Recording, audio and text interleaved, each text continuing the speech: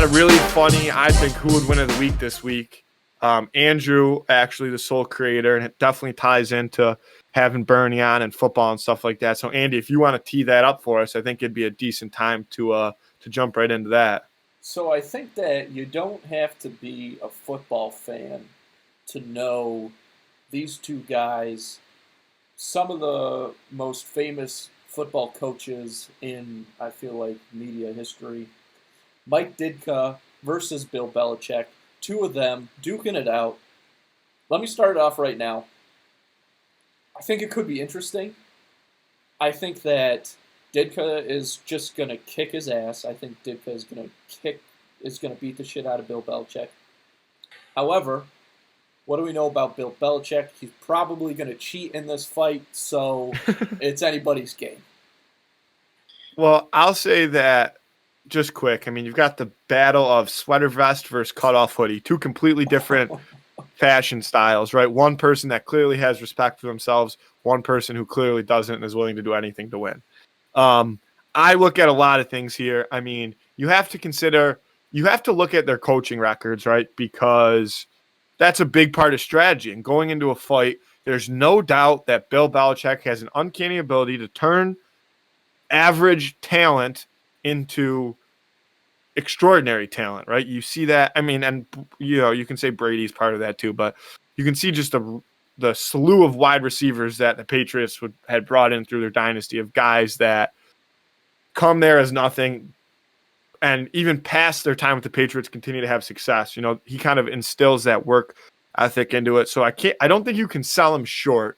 Ditka's got size on him, right? Ditka played football. He's 6'3", big boy, where Belichick comes in at 5'11".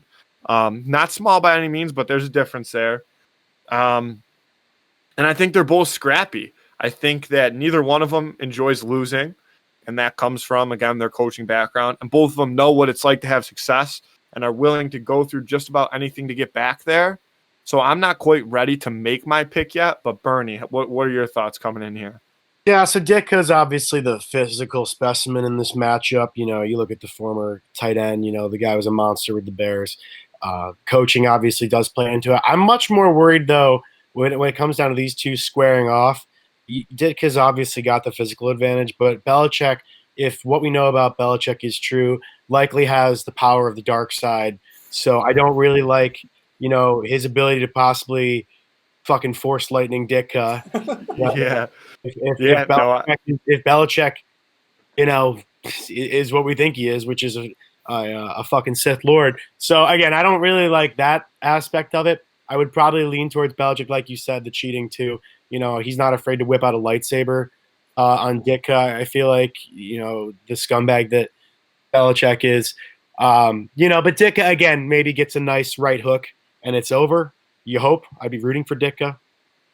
Yeah, I mean, I think of it like this, is that you nailed it with just I don't want to say scumbag, but it really is the win at all cost mentality that Belichick has. He doesn't care. Honestly, I don't even think he cares if he gets caught. As long as he wins before he gets caught, he's fine with that because he can still say he won. But, and this is going way off the rails, but my earliest information on Ditka is, Mike, honestly, outside of football comes from the movie Kicking and Screaming. And you see, even in that movie, he does not give a fuck about anybody. He doesn't give a fuck about his neighbors. He goes as far to help coach a youth soccer team just to show up his neighbor, really, because that's how much he hates him. And when you have a guy that's willing to sacrifice his time to coach a soccer team full of 11-year-olds simply out of hatred for the other team's coach, I mean, you can't ever sell a guy like that short. That is just a level of pettiness and a level of hatred and a level of wanting to be better than everybody else that I don't think you see in many other cases. That's true. Cigars and spite is a powerful combination. Yeah. Absolutely. Belichick obviously is so focused on winning. He's ready to do everything. But does he have exactly that, what you just described about Ditka? can he match up necessarily in that way? I don't know, but also I think that Ditka is a lot more brazen about it, where Belichick is kind of like, you just kind of sit back and like, and then all the, next thing you know, he's got a knife at your throat. You know what I mean? He's not messing around. And I think that there's been a lot of good points made. And Bernie, I usually do this to Andrew because Andrew's not very good at picking winners when it comes to this segment. Who would win of the week? You always say that. I encourage anybody to go onto the Twitter and onto the Instagram. On Instagram, there's a stories highlight of all the past who would win polls, and I'm consistently correct, Matthew. I don't know what you're talking about. You're just delusional. I disagree. Excuse me. I disagree. But Bernie, this is what I usually say to Andrew when I think he's making a shady pick. I say, gun to your head, who wins the fight? Like, you pick the loser, and you're not making it out alive. Who do you pick? That's what I usually say. Now, let me flip the script here because I think that arguments could be made for both ways. But gun to my head, I think at this point in my life, at this point in the Buffalo Bills season, at this point in everything that's going on, the world, the pandemic, whatever you want to factor in, gun to my head, win or lose, I cannot come on this podcast and let it be on social media that I picked Bill Belichick to succeed in anything. Not one thing. I can't do it. I think that I have faith in Mike Ditka. I'm not 100% sure that he's going to win. I think he can win. But if he doesn't, I would rather go down having fought against Bill Belichick than have to stay alive knowing every day that I supported Bill Belichick in winning. Yeah, I mean, I would probably leave you with this, and then I feel bad, fellas. I actually got to head out after this and head to work, but I'll leave you with this as far as who would win.